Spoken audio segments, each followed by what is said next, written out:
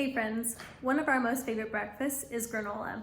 Homemade granola allows you to have so many more of the good things that you want in granola than the stuff that you're gonna get in the grocery store. We really enjoy putting in lots of nuts and seeds and dried fruits, and we've gathered up a couple different recipes from a bunch of different friends over the course of years. This is the recipe that we found to be our favorite. I hope you enjoy it. All right, starting out with our granola recipe, we need about 4 to 5 cups of oats. So I already kind of stuck that in there, and I've just guesstimated because that's the way I like to do things. For our granola, I like to add a lot of extra seeds in there because we don't really get seeds from any other sources, except for maybe an oatmeal. So but first I'm gonna do some desiccated coconut, just because it's a good fat. I'm gonna do some chia seeds.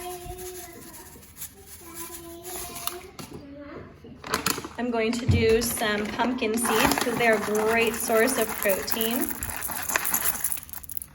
And I'm going to do some hemp hearts seeds. And unfortunately, friends, the hemp seeds aren't available here in Oman. I had to ship those in, so sorry you can't find those here. All right, next we're going to add 3 teaspoons of vanilla.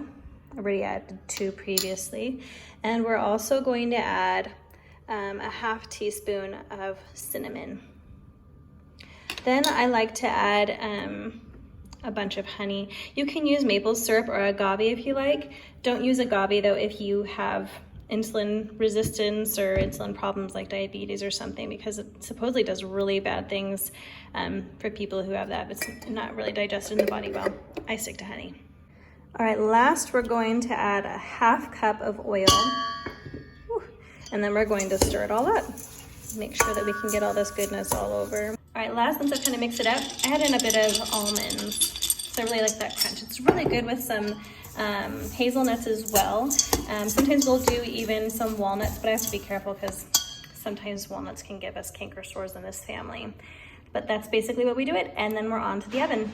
Okay, I poured out all of the mixture that I made for this granola, and I'm sticking it on this baking sheet. And I'm just gonna evenly spread it out so that it'll get a fairly even cook. If you feel like it's not sweet enough, now's kind of the time to add add a little bit more sweetener too. All right, then we are going to open up this oven that I have preheated, but only for like a couple minutes really, to 180 Celsius or 350 Fahrenheit. And we're gonna set a timer for 15 minutes. And then we're gonna turn it around to make sure that the granola is cooking evenly. All right, with our granola, it is hot. We're gonna give it a little check here. Sometimes our oven runs a bit hot in this house, and as you can see, there's a bit of brown on the bottom here. Depending on your oven, you may need to take it out and then stir it around a bit like this, and then put it back in the oven for another 15 minutes. I don't always. Sometimes I just leave it like this, and I'm like, well, it's cooked enough. It's got some good color. And I just set it here to cool until we get to the next step. All right, now that our granola is pretty well cooled, we're gonna add on a bunch of dried cranberries, and that's about 1/3 to 1/2 cup, depending on how you like it.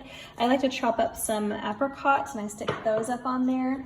Oftentimes I'll add a bit of some raisins on there as well. And then I really like to get some of these freeze-dried apples. It provides just a little bit of extra texture that's kind of fun. And I just kind of break them up on top here. I've got all my fruit on there. And lastly, I like to add a couple little chocolate chips. You obviously don't have to do this step. That little tiny bit of sweetness is really quite nice. I don't do very much, but it just makes it pretty nice.